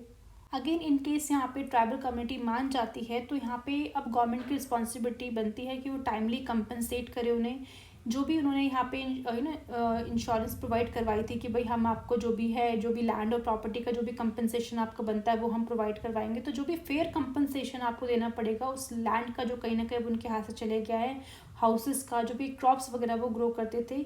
ठीक है, अब वो इमीडिएटली देखो आप वहाँ पे उनको डिस्प्लेस कर रहे हो, तो इस तरीके से फेयर कंपनसेशन उनको प्रोवाइड करवाना बहुत ज़्यादा ज़रूरी है। साथ ही साथ गवर्नमेंट ये भी इंश्योर करे कि जहाँ पे भी उनको वापस से रीसेटल किया जा रहा है वो एक वेल प्लान्ड रीसेटल्ड कॉलोनीज़ होनी चाहिए, जहाँ पे आप उनको सेटल कर रहे हो, प्रॉपर घर होने चाहिए, स्कूलिंग की भी फैसिलिटी हो, हेल्थ सेंटर्स हो, प्रॉपर अच्छी लोकेशंस हो, वाटर हो, सैनिटेशन फैसिलिटी भी हो। ऐसा ना हो अपने एक ऐसी जगह से उठा के उन्हें ऐसे कोने में डाल दिए जहाँ पे अगेन उनको बहुत ज़्यादा प्रॉब्लम हो रही है, तो वो सब चीज़ें ना हो। तो ये सब चीज़ों को इंश्योर किया जाएगा गवर्नमेंट के द्वारा। एंड फोकस करना है यहाँ पे कि सस्टेनेबल लाइवलीहुड अगेन वो वहाँ पे कर पाए, और उनको ट्रेन करना है ट्राइबल जितने भी ट्राइबल कम्युनिटीज़ है जो बेसिकली डिस्प्लेस्ड हुई हैं, तो उन्हें ऑल्टरनेटिव स्किल्स भी यहाँ पे सिखानी पड़ेगी। क्योंकि देखो फॉर एग्जांपल अभी वो जिस जगह रहते थे वहाँ पे वो ट्रेडिशनली कुछ एग्रीकल्चर किया करते थे। अब बिकॉज ऑफ वो एरिया उनके हाथ से चले गया, जिस जगह वो गए हैं वहाँ पे मान लेते हैं वो चीज़ें नहीं हैं। तो बहुत इंपॉर्टेंट है कि लाइवलीहुड के चलाने के लिए उनके लिए आप कुछ ऑल्टरनेटिव स्किल्स उन्हें प्रोवाइड कर दो। जैसे कि कुछ हैंडीक्राफ्ट की चीज़ें बनती हैं तो वो उन्हें सिखा दो। कुछ और चीज़ें हैं इको टूरिज्म के बारे में उन्हें सिखाओ, ताकि वो इनकम जनरेटिंग एक्टिविटीज़ जो है कहीं ना कहीं वो कहाँ पे डेवलप होती रहे और थोड़ी बहुत इनकम जो उनके पास आती रहे। और अगेन जो प्रॉब्लम वहाँ पे न्यू मतलब सेट वहाँ पे जहाँ पे आपने उनको रीसेटल किया है, जिस पर्टिकुलर एरिया में आपने उन्हें रीसेटल किया है, बहुत इंपॉर्टेंट है यहाँ पे सोशल इंटीग्रेशन से कुछ ना कुछ यहाँ पे प्रोग्राम चलाए जाएँ। बिकॉज कई बार ऐसा होता है वो हो या हम हो, पुरानी जगह को छोड़ के जब भी आप कोई न्यू जगह जाते हो तो वहाँ पे जो आसपास का माहौल है वहाँ पे ढलना बहुत ज़्यादा बहुत टाइम कंज्यूमिंग प्रोसेस होता है। बिकॉज नए लोग हैं, किस तरीके से वो रहते हैं, कैसे वो करते हैं, तो वो अगेन बहुत ज़्यादा प्रॉब्लमेटिक हो जाता है। तो इस केस में अगर गवर्नमेंट इस तरीके से उनको रीसेटल कर दे कैसे एरियाज़ में, तो उन्हें कोशिश करनी चाहिए कुछ कल्चर इवेंट्स को ऑर्गेनाइज करवाएं, फेस्टिवल्स करवाएं, कम्युनिटी गैदरिंग हो यहाँ पे कोई रिसेटल्ड एरिया में, सो दैट आसपास के जो भी नेबरिंग कम्युनिटीज़ है वो भी उनके साथ इंटरेक्ट करे कि अच्छा ये जो पर्टिकुलर ट्राइब्स थी पहले वहाँ रहती थी अब यहाँ पे आई है। तो इस तरह से जब आपस में जब लोग गैदर वगैरह करेंगे तो वो चीज़ों को यहाँ पे फिर अगेन यहाँ पे जो चीज़ें हैं और ज़्यादा सेटल डाउन होती रहेंगी। और जो मेन जो बेसिकली यहाँ पे हम बात कर रहे हैं इंटीग्रेशन की, सोशल इंटीग्रेशन की, वो कहीं ना कहीं हम फिर अचीव कर पाएंगे। अब अगेन यहाँ पे जो national commission of scheduled tribe का जो बेसिकली यहाँ पे रोल होगा कि वो रेगुलर बेसिस पे एक्सेस करे जो भी इम्पैक्ट है रिलीफ और रिहैबिलिटेशन मेजर्स का वो कितना लोगों तक पहुँचा है, रेगुलर सर्वे वगैरह करवाए, किस तरीके से जो भी यहाँ पे जो लोग वगैरह है ट्राइबल वगैरह उनको सेटिस्फेक्शन कितना हुआ है, किस तरीके से वो अगेन यहाँ पे जो न्यू एरियाज़ में रह रहे हैं तो क्या कोई प्रॉब्लम तो फेस नहीं करेगा, कोई प्रॉब्लम है तो उसको सॉल्व आउट करें। साथ ही साथ जिस पर्टिकुलर लैंड में वो रह रहे हैं तो वहाँ पे लीगल रिकॉग्निशन मिलना चाहिए लैंड राइट का। बिकॉज अब वो पुराना वाला लैंड जो उनके एंसेस्टर्स का लैंड था वो तो उनके हाथ से चले गया। अब न्यू रिसेटल्ड आपने जहाँ पे किया है, जिस पर्टिकुलर लैंड में आपने किया, तो वहाँ पे कुछ लीगल रिकॉग्निशन उनको मिलना चाहिए, उस लैंड राइट का उनको मिलना चाहिए। तो यहाँ पे आपको देखने को मिलेगा कि आप फैसिलिटेट करवाइए, ट्रांसफ़र कर दीजिए उस लैंड टाइटल्स को उन ऐसे डिस्प्लेस्ड फैमिली को, ताकि उनको जो है कहीं ना कहीं वो जो लैंड है उनके नाम पे हो सके। वो एक तरीके से हम कहते हैं ना लैंड एलिनेशन, ये चीज़ें यहाँ पे ना हो, उस चीज़ को प्रिवेंट करने के लिए गवर्नमेंट यहाँ पे काम करे। नेक्स्ट यहाँ पे फंक्शन बोला गया है measures to be taken to prevent alienation of tribal people from the land and to effectively rehabilitate such people in whose cases alienation has already taken place. सबसे पहले अगर हम बात करें कि किस तरीके से हमें प्रिवेंट करना है एलिनेशन ऑफ ट्राइबल पीपल का फ्रॉम द लैंड से, तो आप क्योंकि देखो जब यहाँ पे उनसे जो भी लैंड वगैरह हम मतलब उनको डिस्प्लेस किया जा रहा था, तो उस समय जो हम कह सकते हैं जो ओनरशिप राइट था उनका कहीं ना कहीं उनसे छूट गया था। उनका जो लैंड में जो कंट्रोल था वो कहीं ना कहीं ट्राइबल कम्युनिटी का यहाँ पे छूट गया था। तो इस टाइम पे हमें ये सब चीज़ें एम्फेसाइज करनी चाहिए कि हम यहाँ पे प्रिवेंट करें एलिनेशन को, एंड सो दैट यहाँ पे जो ट्राइबल पीपल्स है वापस से अपने जो लैंड राइट्स थे वापस से रिटेन कर सकें। वो चीज़ें यहाँ पे गवर्नमेंट के द्वारा एफर्ट्स लगाने चाहिए। और यहाँ पे जब एलिनेशन यहाँ पे आपको देखने को मिलेगा कि when alienation has already occurred हो चुका है, तो रिहैबिलिटेशन आपको बिकम्स क्रूशियल, वो स्टेप काफ़ी ज़्यादा क्रूशियल हो जाता है। यहाँ पे आपको रिस्टोर करना है लाइवलीहुड को, वापस से उनकी डिग्निटी जो है वापस से लेके आनी है, वेलबींग जो है इस पर्टिकुलर ट्राइबल कम्युनिटी का वापस से वो लेके आना, सो दैट जो भी उनका लैंड वगैरह का लॉस हुआ है वो कहीं ना कहीं वापस से उसको थोड़ा बहुत रीगेन कर पाएँ। और कई बार आपको देखने को मिलता है कि इमोशनल इम्पैक्ट जो है कहीं ना कहीं जो पर्टिकुलर ट्राइबल कम्युनिटीज़ हैं उनके ऊपर पड़ता है। तो ऐसे टाइम पे उन्हें साइकोलॉजिकल सपोर्ट प्रोवाइड करना बहुत ज़्यादा ज़रूरी है, सो दैट हम उनके जो इमोशनल इम्पैक्ट है उनको असेस कर सके। ऐसे लोग को बेसिकली काउंसलिंग वगैरह प्रोवाइड करना, कम्युनिटी सपोर्ट प्रोवाइड करना बहुत ज़्यादा इंपॉर्टेंट हो जाता है। तो जैसे कि हमने बात की है लैंड को एलिनेशन को प्रिवेंट करना है, तो हमें कुछ कम्युनिटी लैंड टाइटल्स उनको प्रोवाइड करने पड़ेंगे, कुछ ऐसे लॉज को बनाना पड़ेगा, सो दैट वो स्ट्रेंथन करें एंड प्रोहिबिट करें the sale of tribal land to the non tribal, मतलब जो ट्राइबल्स की लैंड है उनको हम नॉन ट्राइबल्स को सेल ना करें। इसलिए ऐसे हमें लॉज को यहाँ पे फ्रेम करना पड़ेगा, यानी लीगल प्रोटेक्शन यहाँ पे उन्हें प्रोवाइड करनी पड़ेगी। साथ ही साथ जो भी ट्राइबल मेंबर्स हैं उन्हें एजुकेट करना पड़ेगा कि किस तरीके से उनके जो लैंड राइट्स हैं किस तरीके से उनको संभाल के रखना है।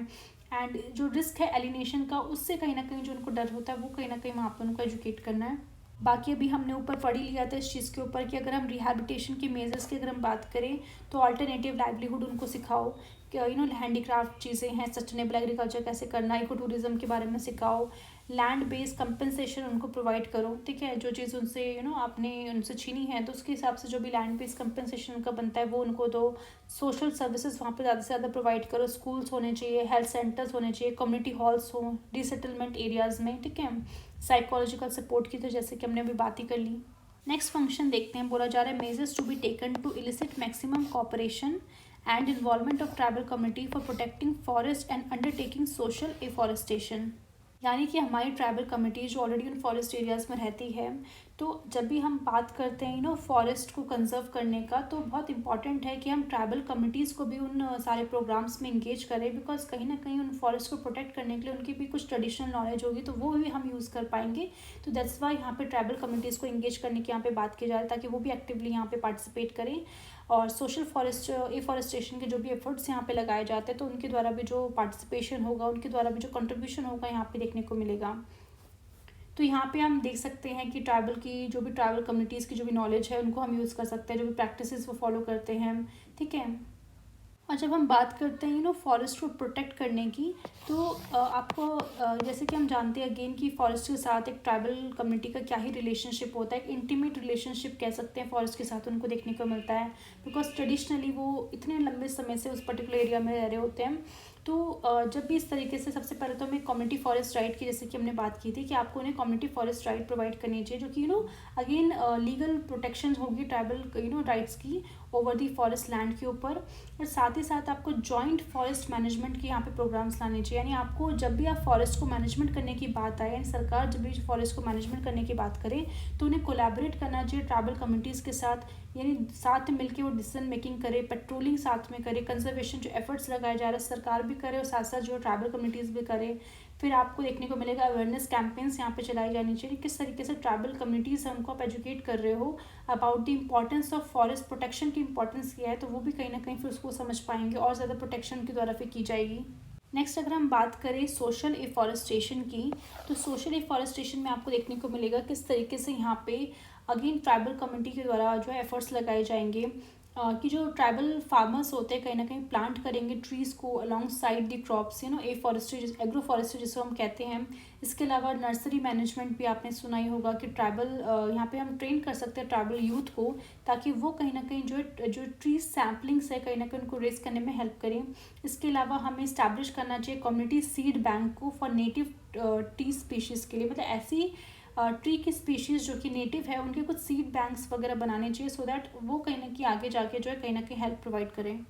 फॉर एग्जांपल मान लो एक ट्राइबल कम्युनिटी है, वो ऐसे एरिया में रह रही है, उनके आसपास जो एरिया वो डिग्रेडेड है, काफ़ी ज़्यादा फॉरेस्ट एरिया काफ़ी ज़्यादा डिग्रेड हो चुका है। गवर्नमेंट चाहती है कि इस पर्टिकुलर डिग्रेडेड फॉरेस्ट एरिया को वापस से रिवाइव किया जाए, तो यहाँ पे अगेन फॉरेस्ट कम्युनिटी का आपको रोल देखने को मिलेगा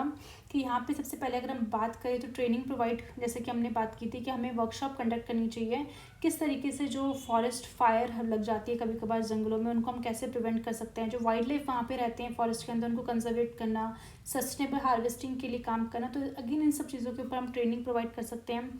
फॉरेस्ट जो कम्युनिटी है कहीं ना कहीं वो फॉरेस्ट को प्रोटेक्ट करें, एंड जो भी टीम यहाँ बनाई जाएगी वो मॉनिटर करेगी वो इलीगल एक्टिविटीज़ ना हो, बिकॉज बहुत टाइम देखा जाता है कि इलीगल एक्टिविटीज़ के कारण जो आपका फॉरेस्ट है काफ़ी ज़्यादा डिग्रेड हो जाता है, तो उनको हमें कंट्रोल करने के लिए बहुत इंपॉर्टेंट है कि रेगुलर लेवल पे पेट्रोलिंग की जानी चाहिए एंड रिवॉर्ड भी मिलने चाहिए, बिकॉज जो लोग इतना मेहनत कर रहे हैं तो उनको रिकॉग्नाइज करना, उन ट्राइबल मेंबर्स को रिवॉर्ड देना फॉर देयर विजिलेंस, जिन्होंने इतने टाइम तक उस पर विजिलेंस करी है, जो भी देखभाल कर रहे हैं वो, सो दैट बाकी के लोग भी कहीं ना कहीं एफर्ट डालें और वो भी इस तरह से कंट्रीब्यूशन करें फॉरेस्ट को मैनेजमेंट करने में।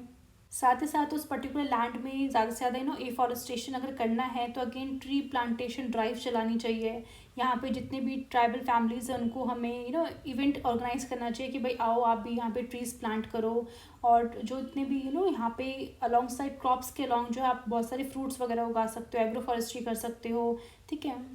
साथ से साथ आप उनको इकोनॉमिक बेनिफिट्स किसके बताओगे, तो उनको पता ही है किस तरीके से जो नॉन टिम्बर फॉरेस्ट प्रोडक्ट होते हैं जो भी आप लेते हो फॉरेस्ट से, हनी वगैरह ये सब हो गया, तो आप किस तरीके से आप उसे अर्न कर सकते हो, इको टूरिज्म से आप अर्न कर सकते हो। ठीक है। नेक्स्ट फंक्शन है measures to be taken to ensure the full implementation हो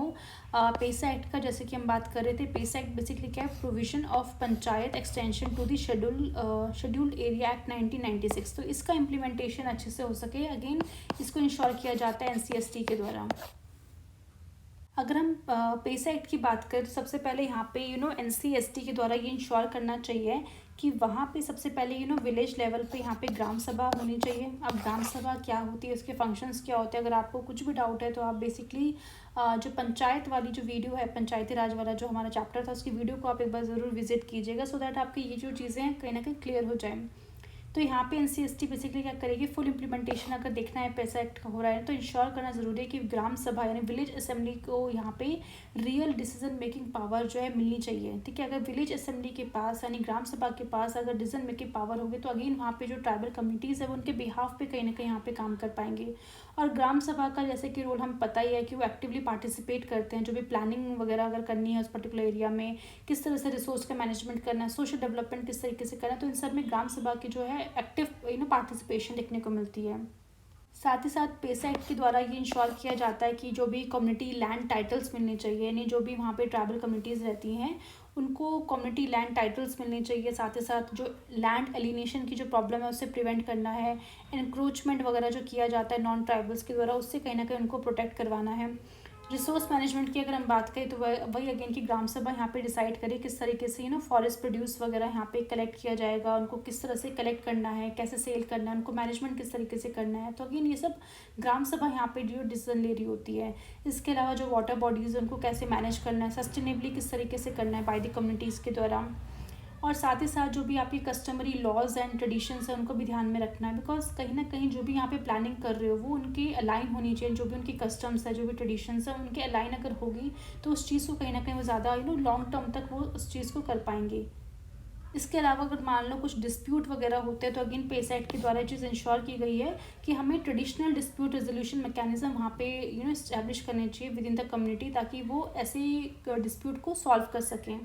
इसके अलावा ट्रेनिंग तो प्रोवाइड करनी है, हमें एजुकेट करना है ग्राम सभा के मेंबर्स को, जो भी वहाँ पे मेंबर्स होते हैं, कितने मेंबर्स होते हैं, क्या उनका रोल होता है, अगेन आप उस वीडियो में जाके देख सकते हो। तो यहाँ पे ग्राम सभा के मेंबर्स को हमें एजुकेट करना चाहिए, उनको राइट्स प्रोवाइड करवाने चाहिए अंडर द पेसा एक्ट जो भी उनको मिले हुए हैं, एंड इंश्योर करवाना है कि जो ट्राइबल कम्युनिटीज़ है वो अंडरस्टैंड करें उनके लीगल एंटाइटलमेंट्स क्या क्या हैं। यहाँ पे बेसिकली जो आपका national commission of scheduled tribe है उसका बेसिकली नेशनल कमीशन का ये बेसिकली रोल होगा कि वो यहाँ पे रेगुलर बेसिस पे रिव्यू करता रहे कि ग्राम सभा अच्छे से फंक्शन कर रही है नहीं कर रही, जो भी पेसा के जो भी प्रोविजंस थे वो उसको अडेयर कर रही है नहीं कर रही है, उसके हिसाब से काम कर रही है नहीं कर रही, ये चीज़ यहाँ पे रेगुलर बेसिस पे रिव्यू किया जाएगा। एंड साथ ही साथ यहाँ पे पब्लिश की जाएगी इन्फॉर्मेशन अबाउट दी फंड्स, यानी किस तरीके से ग्राम सभा कुछ टैक्सेस वो भी लगा सकते हैं, तो किस तरह से उनके पास फंड्स आ रहे हैं, किन किन प्रोजेक्ट पे वो काम कर रहे हैं, क्या क्या डिसीजन वो ले रहे हैं, अगेन वो ट्रांसपेरेंट तरीके से उन्हें पब्लिश करना पड़ेगा। सो इन शॉर्ट अगर हम कहें कि पेसा एक्ट के थ्रू एक ट्राइबल विलेज के अंदर जो एक ग्राम सभा को इतनी पावर दे रखी है कि बेसिकली वो एक्टिवली मैनेज करते हैं पूरा का पूरा लोकल फॉरेस्ट को, इंक्लूडिंग डिसीजन लेना कि कौन सा टिम्बर को एक्सट्रैक्ट करना है, किन किन का ग्रेजिंग राइट है, वहाँ पे कंजर्वेशन किस तरीके से करना है, वाटर रिसोर्सेज को कैसे ओवरसीज करना है, इक्विटेबल डिस्ट्रीब्यूशन होना चाहिए वाटर का, पोल्यूशन को प्रिवेंट करना है। और साथ ही साथ ग्राम सभा कोलैबोरेट करती है एनजीओज़ के साथ, गवर्नमेंट एजेंसीज़ के साथ, सो दैट जो भी यहाँ पे लाइवलीहुड प्रोग्राम्स चलाए जा रहे हैं वो इम्प्लीमेंट हो अच्छे से। हेल्थ की सर्विसेज और एजुकेशन की सर्विसेज जो सरकार के द्वारा यहाँ पे प्रोवाइड की जा रही है वो वहाँ पे जो ट्राइबल कम्युनिटीज़ है उनको प्रॉपर तरीके से मिल सके, तो इन सब चीज़ों पर भी यहाँ पे ग्राम सभा काम करती है। तो अगेन उन्हें पेसा एक्ट के थ्रू यहाँ पे काम करना है।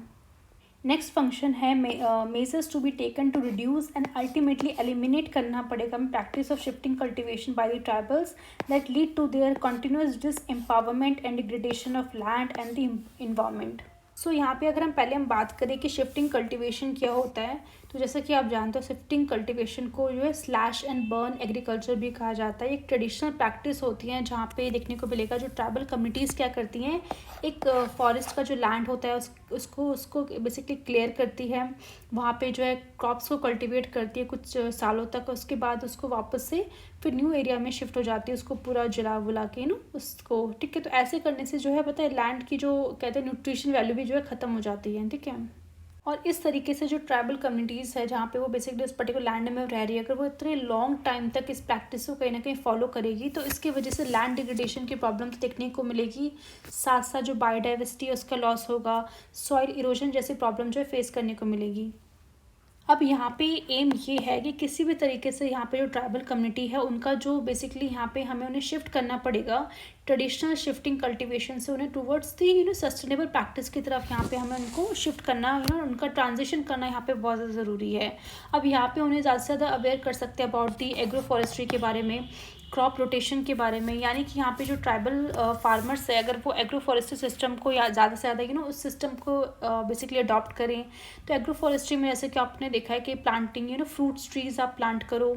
नाइट्रोजन फिक्सिंग प्लांट्स लगाओ, इसके अलावा जो अदर क्रॉप्स होती हैं उनको भी आप ग्रो कर सकते हो टुगेदर। एंड ये सब चीज़ें कहीं ना कहीं आपको बहुत हेल्प करेगी, एक तो सॉइल के इरोजन को कम करने में और साथ साथ जो सॉइल की फर्टिलिटी है वो भी मेंटेन करने में आपको हेल्प करेगा। तो ये सब चीज़ें अवेयरनेस हमें यहाँ पे ट्राइबल कम्युनिटी को प्रोवाइड करनी पड़ेगी कि आप इस तरह से शिफ्टिंग कल्टिवेशन को छोड़ के एक सस्टेनेबल प्रैक्टिस जो है, सस्टेनेबल एग्रीकल्चर जो है इसकी तरफ आपको बढ़ना पड़ेगा। इसके अलावा हम उनको बेसिकली बता सकते हैं कि इम्प्लीमेंट करो टेरेसिंग, मतलब अगर आप किसी माउंटेनियस रीजन में अगर मान लो कोई ट्राइब रहती है तो वो टेरेसिंग फार्मिंग करे, यानी हिल स्लोप्स में जो यहाँ पे फार्मिंग की जाती है टेरेसिंग फार्मिंग, तो वहाँ पे बेसिकली आपको देखने को मिलता है सॉइल इरोजन का काफ़ी मतलब उसको प्रिवेंट करने का काफ़ी अच्छा ये तरीका होता है। फॉर एग्जांपल नागालैंड में आपको देखने को मिलेगा, वहाँ पे ये काफ़ी ज़्यादा किया जाता है। टेरेस्ड राइस फील्ड लगाए जाते हैं which have been developed to prevent the soil run off during the rainy season, यानी वहाँ पे नागालैंड में हैवी रेनी सीजन के टाइम पे इस तरीके से आपको देखने को मिलेगा टेरेसेस वगैरह में अगर आप राइस वगैरह, तो यहाँ पे एकदम से अगर ये जो पानी होगा वो बेसिकली सॉइल को इरोड नहीं करेगा, बिकॉज अगर ऐसा आपका सरफेस होगा तो बहुत ईजिली जो है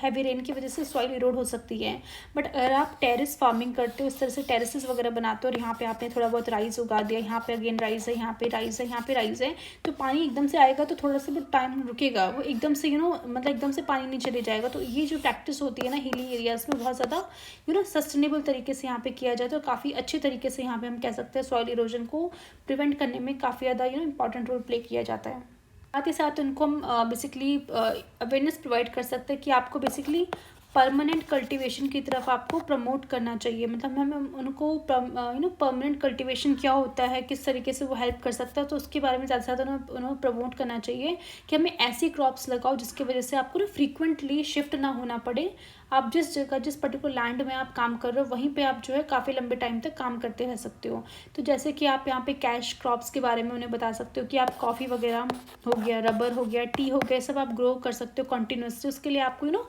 फ्रीक्वेंटली शिफ्ट होने की ज़रूरत नहीं है एक जगह से दूसरी जगह। इसके अलावा जो है बेसिकली आपको देखने को मिलेगा कम्युनिटी फॉरेस्ट मैनेजमेंट यहाँ पे देखने को मिलता है कि ट्राइबल कम्युनिटीज़ का यहाँ को इन्वॉल्व किया जाता है फॉरेस्ट मैनेजमेंट के लिए। एग्जांपल की बात करें अगर मिज़ोरम की, तो मिज़ोरम में देखने को मिलेगा कम्युनिटी बेस्ड फॉरेस्ट मैनेजमेंट यहाँ पे देखने को मिलता है। और इस तरीके से अगर बेसिकली फॉरेस्ट मैनेजमेंट होगा तो वो कहीं ना कहीं जो है काफ़ी मिज़ोरम में देखने को मिला, शिफ्टिंग कल्टिवेशन है काफ़ी ज़्यादा रिड्यूस हुआ है एंड जो फॉरेस्ट हेल्थ थी वो काफ़ी ज़्यादा इम्प्रूव हुई है इसकी वजह से। इसके साथ साथ हम उनको कुछ स्किल प्रोवाइड कर सकते हैं, जैसे कि जो हम ट्राइबल फार्मर्स हैं उनको कुछ मॉडर्न एग्रीकल्चर टेक्निक्स सिखा सकते हैं। ऑल्दो वो क्योंकि ऑब्वियसली वो पुराने कस्टम और ट्रेडिशन को फॉलो करते हुए आए इतने साल से, बट अब टाइम आ गया कि हमने कुछ मॉडर्न एग्रीकल्चर टेक्निक्स भी सिखाएं। For example in Arunachal Pradesh की अगर बात करें तो अरुणाचल प्रदेश में आपको देखने को मिलेगा कि वहाँ पे जो ट्राइबल यूथ है उनको ट्रेन किया जाता है, मॉडर्न फार्मिंग सिखाई जाती है, किस तरीके से आपको जो शिफ्टिंग कल्टीवेशन है उसमें अपना जो भी इतने साल से आप शिफ्टिंग कल्टीवेशन करते रहो तो उसका जो रिलायंस है उसको ख़त्म करो और मॉडर्न फार्मिंग की तरफ आप आगे बढ़ो। और इस तरीके से अगर आप टाइमली और हमेशा पीरियडिकली अगर आप उनको एजुकेट करते रहोगे ट्राइबल कम्युनिटीज़ को कि आप लॉन्ग टर्म बेनिफिट्स के बारे में सोचिए, आप शॉर्ट टर्म मत देखिए। आप शिफ्टिंग कल्टीवेशन के तो शॉर्ट टर्म आप बेनिफिट्स देख रहे हो तो नुकसान हो रहा है, देखो लैंड का भी नुकसान हो रहा है, एनवायरमेंट का भी नुकसान हो रहा है। बट अगर आप लॉन्ग टर्म बेनिफिट्स चाहते हो तो सस्टेनेबल एग्रीकल्चर की तरफ बढ़ो, जो मॉडर्न प्रैक्टिसेस है उसको फॉलो करो, सॉइल कंजर्वेशन पे ध्यान दो, क्रॉप डाइवर्सिफिकेशन करो, सस्टेनेबल तरीके से लैंड यूज़ करो, तो अगेन वो भी चीज़ें कहीं ना कहीं वो समझ पाएंगे। और ये काफ़ी ज़्यादा इम्पॉर्टेंट है, बिकॉज कहीं ना कहीं अगर आप ट्राइबल्स को बताओगे कि जिस पर्टिकुलर एरिया में आप रह रहे हो वहाँ की लैंड कहीं ना कहीं आप डिग्रेड कर रहे हो, वहाँ का इन्वायरमेंट आप ख़राब कर रहे हो, तो आप अपने लिए फ्यूचर किस तरीके से सोच रहे हो, ठीक है। तो अगर आप इन्वायरमेंट को सस्टेनेबल तरीके से यूज़ करोगे तो अगेन ये आपके लिए बेटर है, आपका जो फ्यूचर है कहीं ना कहीं वो बेटर होगा। बिकॉज इस तरीके से अगर आप डिग्रेड करते हुए जाओगे तो अगेन आपके लिए प्रॉब्लम होगी कि आपके पास रहने के लिए जगह नहीं होगी, फॉरेस्ट नहीं बचेगा, तो क्या आप वहाँ पे माइनर फॉरेस्ट को उगा पाओगे, किस तरह से आप वहाँ पे माइनर फॉरेस्ट को जो है कहीं ना कहीं कलेक्ट कर पाओगे। तो अगेन आपको इस सब चीज़ों के बारे में ट्रैवल कम्युनिटीज़ को समझाना पड़ेगा। सो इन शॉर्ट अगर हम समराइज़ करो तो मैम कह सकते हैं कि जो ट्रांजिशन अगर हम चाहते हैं कि शिफ्टिंग कल्टीवेशन से एक सस्टेनेबल प्रैक्टिस की तरफ हो ये ट्रांजिशन, तो उसके लिए बहुत इंपॉर्टेंट है कि आप एजुकेट करो उनको, लैंड राइट्स प्रोवाइड करो, मॉडर्न फार्मिंग टेक्निक्स उनको प्रोवाइड करो, सो दैट वो भी कहीं ना कहीं उस चीज़ को समझ पाएँ। And by implementing these measure we can empower the tribal communities, और साथ ही साथ अगर हम उनको एम्पावर करेंगे, इन्वायरमेंट को प्रोटेक्ट करेंगे, तो सब चीज़ बेस्ट होगी। सो ये सारे के सारे जो एडिशनल फंक्शंस थे जो कि बेसिकली प्रेसिडेंट ने यहाँ पे स्पेसिफाई करे थे under the rule national commission for scheduled tribe specification of other functions and rule 2005 के तहत, वो सारे के सारे फंक्शंस हमने अच्छे से डिटेल में देख लिए and I am really sure कि अब आपको इससे कोई डाउट नहीं होगा। अब हम देखते हैं कि किस तरीके से जो कमीशन है रिप्रेजेंट करता है अपनी एनुअल रिपोर्ट प्रेसिडेंट को। और प्रेसिडेंट जो है यहाँ पे it can also submit it report as when it things necessary, उससे पहले भी दे सकता है अगर प्रेसिडेंट को लगे कि भाई ज़रूरत है इमीडिएट एक्शन लेना उस पर्टिकुलर चीज़ के ऊपर, तो आप रिपोर्ट को एनुअल के साथ साथ उससे पहले भी सबमिट कर सकते हो। अब प्रेसिडेंट यहाँ पे प्लेस करेगा उन सारी के सारी रिपोर्ट्स को पार्लियामेंट के सामने, साथ में एक मेमोरेंडम होगा जो कहीं ना कहीं एक्सप्लेन करेगा क्या क्या एक्शन लिए गए इन रिकमेंडेशंस के ऊपर, ठीक है। और साथ साथ मेमोरेंडम होगा जो कंटेन करेगा रीजंस, बताएगा कि कौन कौन सी चीज़ें आपने एक्सेप्ट नहीं किया उन रिकमेंडेशंस के अंदर, तो उसके रीजंस क्या हैं। इसके अलावा प्रेसिडेंट जो है फॉरवर्ड करेगा उस रिपोर्ट को कमीशन की रिपोर्ट को टू द स्टेट गवर्नमेंट को, ठीक है, स्टेट गवर्नर को, एंड गवर्नर प्लेस करेगा उस रिपोर्ट को स्टेट लेजिस्लेचर के पास। और साथ ही साथ उस रिपोर्ट के साथ साथ मेमोरेंडम होगा क्या क्या एक्शन लिए गए रिकमेंडेशंस के ऊपर, और कौन कौन सी चीज़ें जो एक्सेप्ट नहीं की गई उसके पीछे का रीजंस क्या वो भी उस मेमोरेंडम में वहाँ पे प्रेजेंट होंगे। पावर की बात करें, पावर ऑफ द कमीशन, तो commission is vested with the power to regulate its own procedure को रेगुलेट कर सकती है। The commission while investigating any matter को इन्वेस्टिगेट कर रही है related to the schedule tribal communities के बारे में, कुछ भी इंक्वायरी कर रही है into any complaint, has all the power of civil court के पास जितनी पावर होती है वैसी पावर आपको देखने को मिलेगी। Trying to suit into and in particular in respect of flowing matter, पहला सम्मन करना किसी को, इन्फोर्स करना अटेंडेंस के लिए for any person from any part of India and examine him on oath, require करना discovery and production of the any document, receive करना एविडेंस ऑन द एफिडेविट के ऊपर,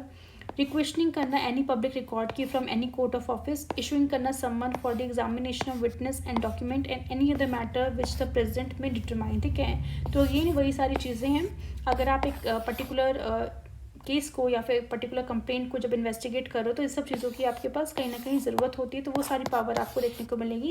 national commission of scheduled tribes को भी दी गई है कि आप किसी को विटनेस को बुला सकते हो, कोई डॉक्यूमेंट किसी ऑफिस से मंगवा सकते हो, किसी भी चीज़ के ऊपर कहीं ना कहीं किसी को सम्मन कर सकते हो, तो अगेन ये सब चीज़ें उनको